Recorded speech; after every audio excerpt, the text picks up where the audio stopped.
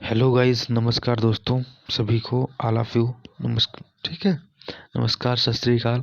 आज हम बात कर रहे हैं कि प्रारंभिक शिक्षा के नवीन प्रयास। ठीक है, तो इस चैप्टर में हम देखेंगे प्रारंभिक शिक्षा के सार्वभौमिकरण हेतु संवैधानिक प्रावधान एवं प्रतिबद्धताएं। संवैधानिक प्रावधान एवं प्रतिबद्धताएं, तो इसमें पहला है सार्वभौमिकरण की संकल्पना। ठीक है, सार्वभौमिकरण की संकल्पना जेपी नायक द्वारा क्या बताया गया है, देखते हैं। ठीक है, तो उन्होंने बताया है कि शिक्षा को सामाजिक परिवर्तन का एक सशक्त माध्यम बनाने तथा इसे राष्ट्रीय विकास से संबद्ध करने की आवश्यकता है। क्या कहा है कि शिक्षा को सामाजिक परिवर्तन का एक सशक्त माध्यम बनाने तथा इसे राष्ट्रीय विकास से संबद्ध करने की आवश्यकता है। शिक्षा को भारत के जनसाधारण के उस वर्ग की ओर उन्मुख करना है। ठीक है, शिक्षा को भारत के जनसाधारण के उस वर्ग की ओर उन्मुख करना है।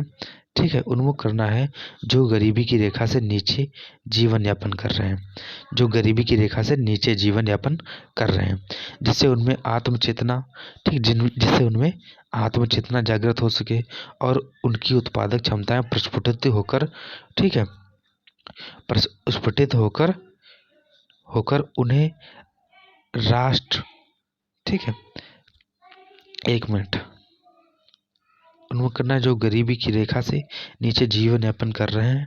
ठीक है, जिससे उनमें आत्मचेतना जागृत हो सके और उनकी उत्पादक क्षमताएं प्रस्फुटित होकर उन्हें राष्ट्र निर्माण के कार्य में प्रभावी रूप से सहभागी बनने योग्य बनाया जा सके।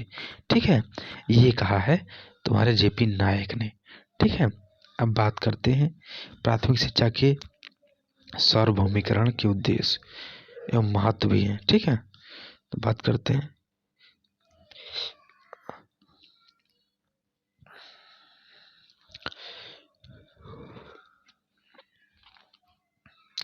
तो इसमें है पहला प्राथमिक शिक्षा के सार्वभौमिकरण। ठीक है, एक मिनट, हाँ ठीक है।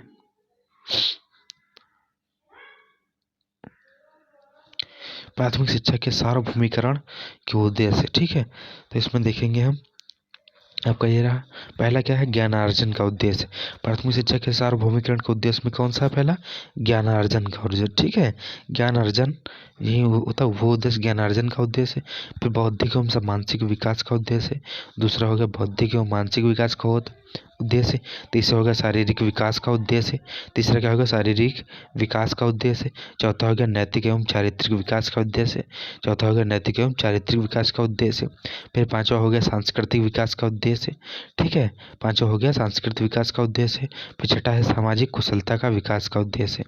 ठीक है, छठा है सामाजिक कुशलता के विकास का उद्देश्य। फिर और है इसमें कि व्यक्तित्व के सर्वांगीण विकास का उद्देश्य। ठीक है, फिर अगला है जीविकोपार्जन का उद्देश्य। व्यक्तित्व के सर्वांगीण का विकास का उद्देश्य और जीविकोपार्जन का उद्देश्य। ठीक है, अब बात करते हैं इसमें सार्वभौमिकरण की आवश्यकता एवं महत्व। तो सार्वभौमिकरण की आवश्यकता एवं महत्व में देखते हैं। नंबर पहला है साक्षरता प्रसार के लिए। ठीक है, साक्षरता प्रसार के लिए। दूसरा है दैनिक जीवन की आवश्यकता के लिए, ठीक, आवश्यकताओं की पूर्ति के लिए। ठीक, दैनिक जीवन की आवश्यकताओं की पूर्ति के लिए। फिर तीसरा है स्वशिक्षा के लिए। फिर पांचवा है चौथा है व्यक्ति के विकास के लिए। ठीक है, अगला है जनतंत्र को सफल बनाने के लिए, फिर अगला है राजनैतिक जागरूक के लिए। ठीक है, फिर अगला है सामाजिक समानता और, ठीक है, अगला है सामाजिक समानता और सामाजिक न्याय की भावना में सहायक। ठीक है, ये आपको ध्यान है, सामाजिक समानता और सामाजिक न्याय की भावना में सहायक। फिर अगला है सांप्रदायिक के विनाश के लिए आवश्यक। ठीक है, सांप्रदायिक के विनाश के लिए आवश्यक। भारतीय संविधान में शिक्षा की प्रतिबद्धताएं। ठीक है, भारतीय संविधान में शिक्षा की प्रतिबद्धताएं, तो अनुच्छेद 21A। तो अनुच्छेद 21A में हम क्या देखते हैं, अनुच्छेद 21 में ए में क्या बताया गया है, अनुच्छेद 21A में बताया गया है कि इस अनुच्छेद के अंतर्गत राज्य को 6 से 14 वर्ष तक के सभी बच्चों को निःशुल्क तथा अनिवार्य शिक्षा उपलब्ध करानी होगी। अनुच्छेद 21A। ठीक, अनुच्छेद 21A में क्या बताया गया है, इस अनुच्छेद के अंतर्गत राज्य को 6 से 14 वर्ष तक के सभी बच्चों को निःशुल्क तथा अनिवार्य शिक्षा उपलब्ध करानी होगी। ठीक है, ये आप दिमाग में फीड करते चलिए। ठीक है, वरना तभी आपको सही से मालूम होगा और इसको ध्यान रखना है। फिर अगला है अनुच्छेद 28(1). ठीक है, तो 28(1) में क्या बताया गया है? अनुच्छेद 28(1) राज्य द्वारा पूर्णतः पोषित राज्य द्वारा पूर्णतः पोषित किसी शिक्षा संस्था में धार्मिक शिक्षा नहीं दी जाएगी।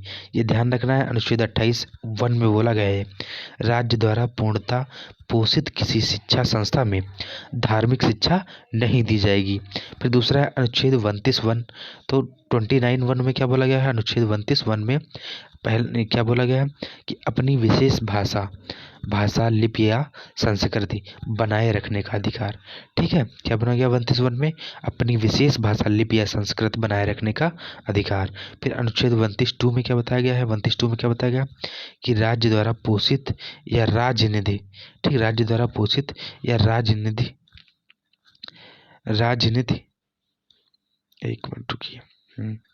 अनुच्छेद 29 में क्या बताया? राज्य द्वारा पोषित या राजनीति से सहायता प्राप्त करने वाली किसी शिक्षा संस्था में किसी नागरिक को धर्म, प्रजाति, जाति, भाषा या उनमें से किसी एक के आधार पर प्रवेश देने से नहीं रोका जाएगा। ठीक है, अनुच्छेद 29(2) में क्या बताया गया है कि राज्य द्वारा पोषित या राजनीति से सहायता प्राप्त करने वाली किसी शिक्षा संस्था में किसी नागरिक को धर्म, प्रजाति, जाति, भाषा या उनमें किसी एक के आधार पर प्रवेश देने से नहीं रोका जाएगा। ये ध्यान रखना है आपको। फिर अनुच्छेद 45 में क्या कह रहा है? राज्य इस संविधान के लागू होने के समय से 10 वर्ष के अंतर्गत सब बच्चों के लिए जब तक वे 14 वर्ष की आयु के नहीं हो जाते निःशुल्क एवं अनिवार्य शिक्षा प्रदान करने का प्रयास करेगा। अनुच्छेद 45 में क्या है?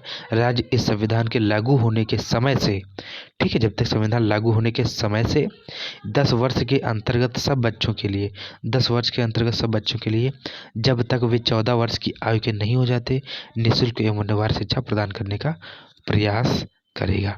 ठीक है, ये ध्यान रहे। ठीक है, यही बताया गया है इसमें। फिर अगला है तुम्हारा अनुच्छेद 343। ठीक है, क्या है? अनुच्छेद 343 में क्या बताया गया है कि देवनागरी लिपि हिंदी संघ की राजभाषा होगी। अनुच्छेद 343 में क्या बताया गया है? देवनागरी लिपि हिंदी संघ की राजभाषा होगी। अनुच्छेद 343, याद रखना इसको, देवनागरी लिपि हिंदी संघ की राजभाषा होगी। फिर अनुच्छेद 350(a) में क्या बताया गया है? अनुच्छेद 350(a) में बताया गया है प्रत्येक राज्य बच्चों को प्राथमिक स्तर पर अपनी मातृभाषा में शिक्षा प्राप्त करने की पर्याप्त सुविधाएं प्रदान करने का प्रयास करेगा। प्रत्येक राज्य बच्चों को प्राथमिक स्तर पर अपनी मातृभाषा में शिक्षा प्राप्त करने की पर्याप्त सुविधाएं प्रदान करने का प्रयास करेगा। तो यही सब ध्यान रखिए। आज ये प्रारंभिक शिक्षा के नवीन प्रयास में इतना हो गया। अब आगे बात करेंगे अगले वीडियो में। इसी के साथ नमस्कार, जय हिंद दोस्तों, फिर मिलेंगे।